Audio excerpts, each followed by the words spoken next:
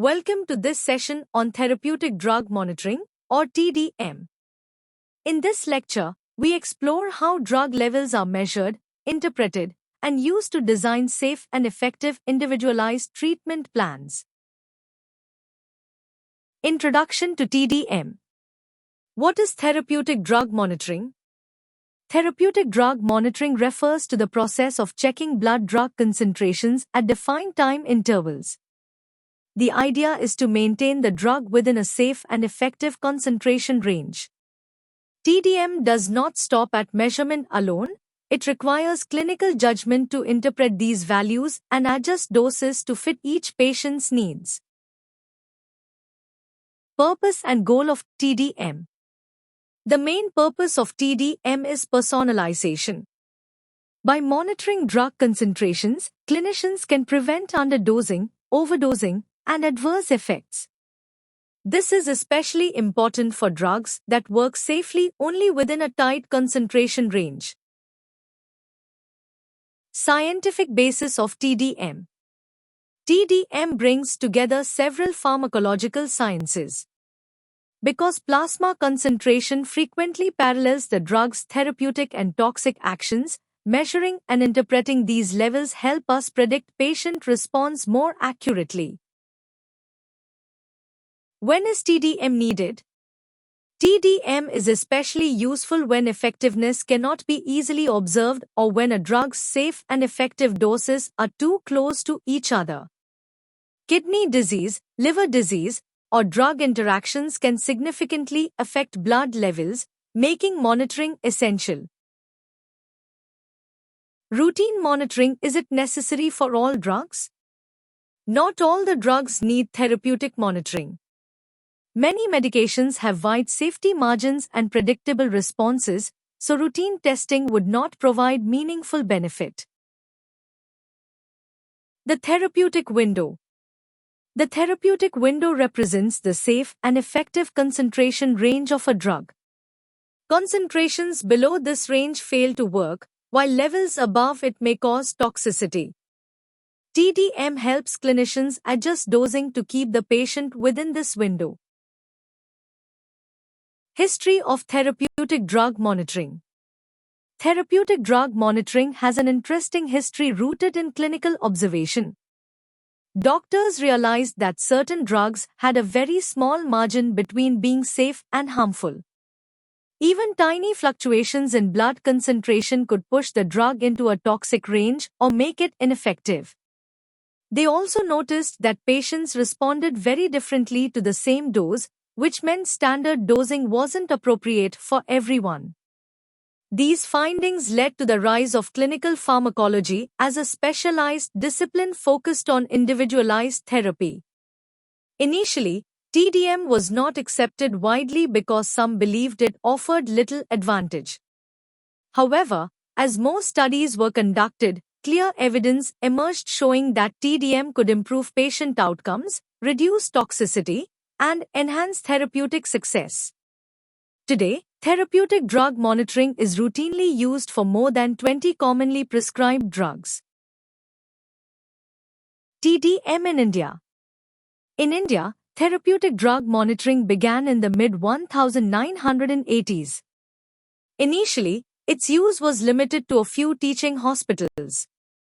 Over the past 20 years, however, the practice has grown rapidly.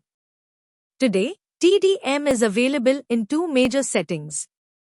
The first is in academic institutions and teaching hospitals, where clinical pharmacology departments play a major role in monitoring critical drugs.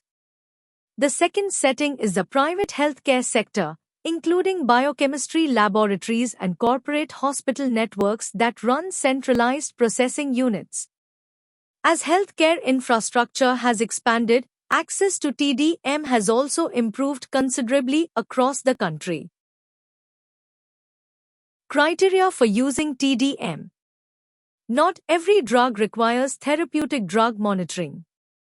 There are specific conditions under which TDM is truly beneficial. First, the drug must have a reliable, standardized laboratory test for measuring its levels. Second, the medication should have a narrow therapeutic index, meaning the difference between the effective and toxic dose is small. TDM becomes especially important when a patient does not show an adequate clinical response despite receiving the standard dose. It is also necessary for drugs whose clinical effects cannot be easily evaluated just by observing the patient. This is often the case with anticonvulsants, antiarrhythmics, and some psychiatric medications. Additionally, patients may metabolize drugs differently due to genetic, physiological, or disease-related factors. When there is significant variability in drug levels at the same dose, TDM helps tailor therapy to achieve optimal benefit for each individual. These criteria guide clinicians in determining when and why therapeutic drug monitoring is required. Drugs commonly monitored by TDM. Many commonly prescribed medications require therapeutic drug monitoring because their blood levels must stay within a very specific range. Aminoglycoside antibiotics such as gentamicin, amikacin, and tobramycin are prime examples, as toxicity can occur quickly if levels rise even slightly. Methotrexate, a chemotherapy drug, also requires close monitoring due to its narrow safety margin. Lithium, widely used for mood stabilization, displays significant variability in how patients metabolize it, making TDM essential. Theophylline, used in asthma and COPD, can easily become toxic if levels exceed the safe range. Immunosuppressants like cyclosporin require TDM to avoid graft rejection or toxicity. These medications highlight why therapeutic drug monitoring is a crucial component of individualized drug therapy. Indications for TDM.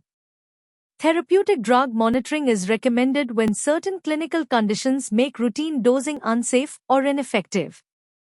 One of the most important indications is a low therapeutic index, where only a small difference exists between therapeutic and toxic levels.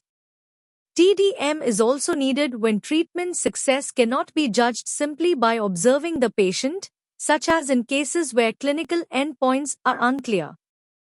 Poor adherence, failure to respond to standard doses, or saturable drug metabolism also justify monitoring. Some drugs have a steep dose-response curve, meaning even a small dose change can dramatically alter the clinical effect, as seen with theophylline. Drug interactions may increase or decrease plasma levels, requiring careful monitoring. Additionally, renal impairment can alter drug clearance, which is especially significant for digoxin, lithium, and aminoglycoside antibiotics. All these situations emphasize the importance of TDM in ensuring safe and effective therapy. When TDM is not required. TDM is not required for all medications.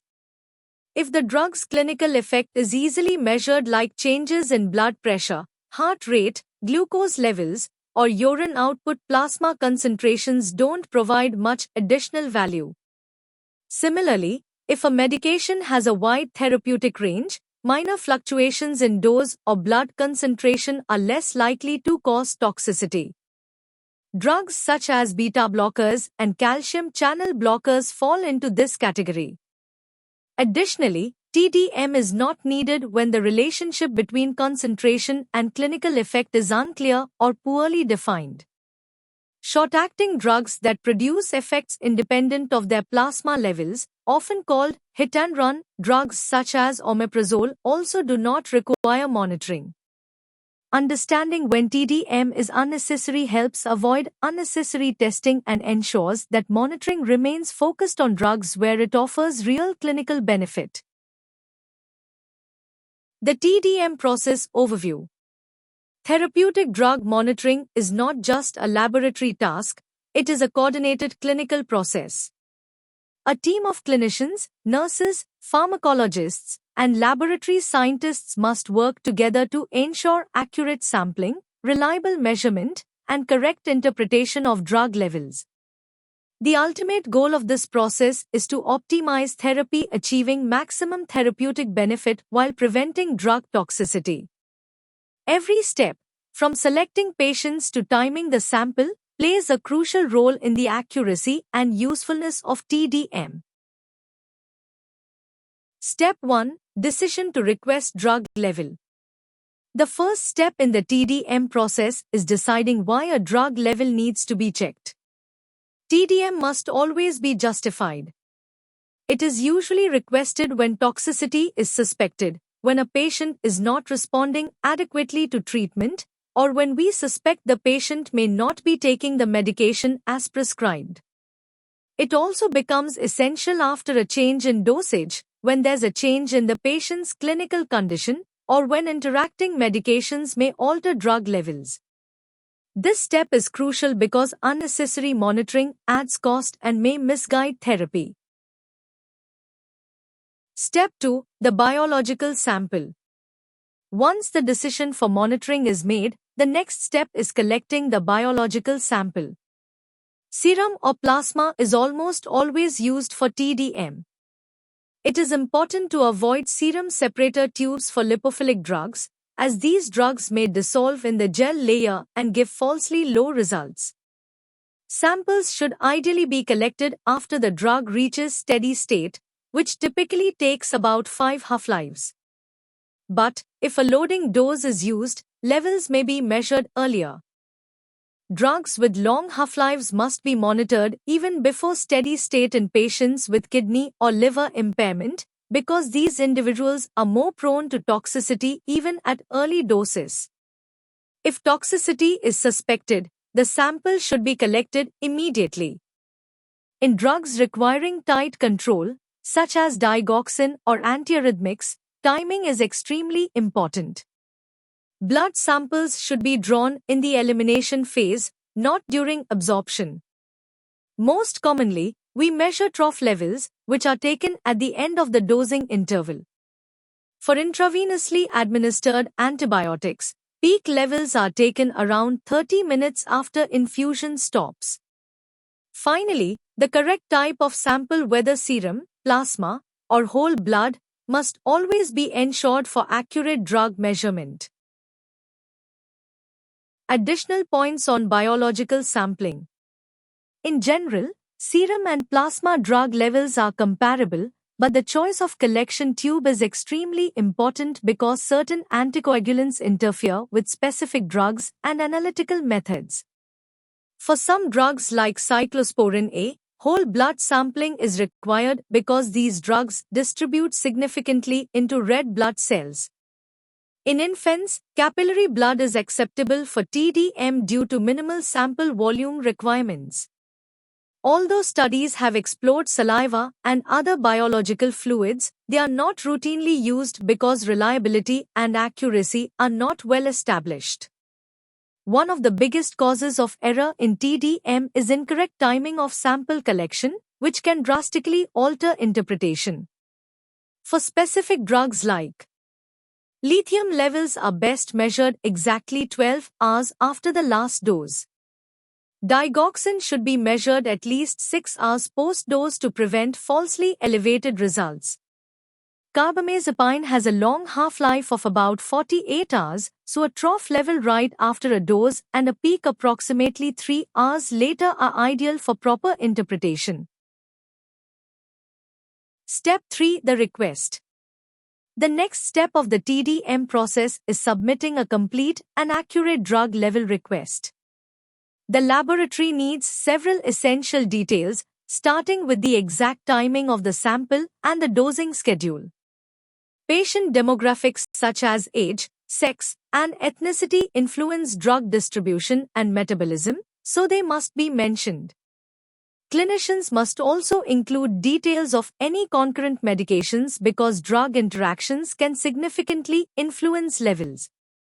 The reason for monitoring should be specified, whether it is for routine dose adjustment, non-compliance, or suspected toxicity. Providing the pharmacokinetic profile or expected therapeutic range helps the laboratory interpret whether the obtained level is too low, within range, or dangerously high. If a drug is suspected to be causing toxicity, it is extremely important for the clinician to clearly mark the request as urgent so the lab can prioritize rapid turnaround. Step 4. Laboratory measurement. Once the request arrives at the laboratory, the drug assay must be performed within a clinically meaningful time frame so that treatment decisions are not delayed. The method used to measure drug concentration must be validated to ensure precision, reliability, and accuracy. Different drugs may require different analytical methods such as immunoassays, chromatography, or mass spectrometry. The focus is on ensuring the accuracy and reliability of TDM testing. All assay procedures should undergo evaluation through an external quality assurance program to confirm their standardization. Senior laboratory staff play a key role in verifying the test results and interpreting them according to the clinical request. Ideally, the drug levels must be made available before the patient's next scheduled dose so the treatment can be adjusted on time. Even though commercial assay kits help simplify testing, they are not universally available for all drugs that require monitoring. Also, focuses on the analytical methodologies used to measure drug concentrations. An ideal method must be sensitive enough to distinguish the parent drug from its metabolites, detect even small quantities, be simple to perform in routine laboratory practice, and remain unaffected by other medications the patient might be taking. Various techniques are used in TDM, including spectrophotometry, fluorimetry, thin-layer chromatography, high-performance liquid chromatography, gas-liquid chromatography, radioimmunoassay, enzyme immunoassay, and fluorescence polarization immunoassay. These methods help generate accurate and reliable drug-level measurements for therapeutic decisions. Step 5. Result communication by laboratory. Once the assay is completed and verified, the result must be communicated to the clinician as quickly as possible, ideally within 24 hours. Drug concentration values are typically expressed in either mass units or molar units, but mass units are often preferred because they directly relate to dosage calculations. A good TDM report must include not only the measured value but also the therapeutic concentration range for that particular drug to help the clinician determine whether the patient's level is subtherapeutic, therapeutic, or toxic. Step 6. Clinical interpretation. The final step in TDM is clinical interpretation, where the drug concentration value is transformed into actionable therapeutic guidance. A number alone does not provide meaningful interpretation. Clinicians must assess it in the context of the patient's symptoms, demographic profile, and dosing schedule. Therapeutic ranges serve as general guidelines, but they are not absolute because each patient metabolizes and responds to drugs differently. Modern dosage prediction software can help clinicians individualize regimens, especially for drugs with complex pharmacokinetics. This step ensures that TDM becomes not just a laboratory measurement service but a true therapeutic decision-making tool. TDM, pharmacoeconomics. Therapeutic drug monitoring must also be evaluated from an economic viewpoint. The goal is not only to optimize therapy, but also to ensure that the process remains affordable. When the risk of toxicity or treatment failure is high, early dose correction through TDM can significantly reduce hospital costs. By minimizing ICU admissions, avoiding drug-related complications, and ensuring rational use of high-cost medications, TDM ultimately becomes a cost-effective strategy in clinical practice. Drugs requiring TDM. Several drug classes require therapeutic monitoring because even small changes in blood concentration can cause toxicity or therapeutic failure. Examples include anticonvulsants like phenytoin, aminoglycoside antibiotics, cardiac drugs such as digoxin, and immune suppressants like tacrolimus. Monitoring these medications helps clinicians achieve optimal drug exposure while preventing complications. Factors affecting TDM. TDM must consider individual patient characteristics. Conditions like kidney failure decrease drug elimination, increasing toxicity risk. Similarly, liver disease alters metabolism of drugs like phenytoin. Drug interactions may displace protein binding or inhibit metabolism. TDM is not interpreted in isolation. A patient's age, kidney and liver function, genetic profile, protein levels, and concurrent medications all influence drug concentrations. Understanding these factors ensures that dosage adjustments remain accurate and personalized. Steps for implementing effective TDM.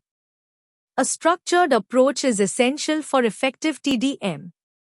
It begins with selecting the right drug, followed by correct sampling techniques and accurate assays. The true value of TDM lies in proper interpretation and dosage adjustment. Continuous monitoring ensures that therapeutic goals are consistently achieved. Free drug monitoring. Free drug monitoring focuses on measuring the unbound fraction of a drug present in the patient's bloodstream. Techniques such as equilibrium dialysis, ultrafiltration, and ultracentrifugation allow clinicians to directly estimate the active part of the medication, the portion that is not bound to plasma proteins and is free to interact with receptors. This approach gives a more precise indication of therapeutic effectiveness compared with total drug levels. Advantages and disadvantages of FDM. Free drug monitoring offers major clinical benefits because it provides a direct measure of the active portion of a drug. It becomes extremely useful in situations where protein binding is altered, such as pregnancy, renal impairment, or severe illness. However, these techniques are expensive, labor-intensive, and not yet standardized for many medications. The requirement for advanced equipment also limits routine use in many healthcare setups. Conclusion: Importance of TDM. Therapeutic drug monitoring plays a critical role in initiating and maintaining optimal therapy.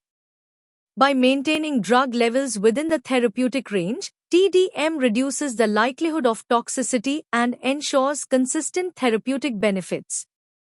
It tailors treatment to each patient's physiological condition, making therapy more personalized and effective.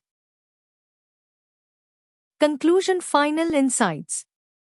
While TDM is a powerful clinical tool, it is not a replacement for proper diagnosis or sound prescribing practices. It cannot rectify incorrect drug selection or dosing errors. Instead, TDM must be used alongside good clinical evaluation. One of its biggest strengths is the ability to identify whether a patient is non-compliant or whether the therapy itself is failing. When applied appropriately, TDM significantly enhances treatment outcomes and ensures safer, individualized patient care. Thank you so much for watching this session. I hope the topic was clear and helpful in strengthening your understanding. Therapeutic drug monitoring is a vital part of clinical practice, and mastering its concepts truly enhances patient care and safety. If you found this lecture useful, do support the channel by liking the video, sharing it with your friends, and subscribing for more detailed pharmacology and clinical pharmacy content. Your feedback matters a lot. Please drop your questions or suggestions in the comments below. Once again, thank you for your time, and I'll see you in the next session. Stay curious, stay consistent, and keep learning.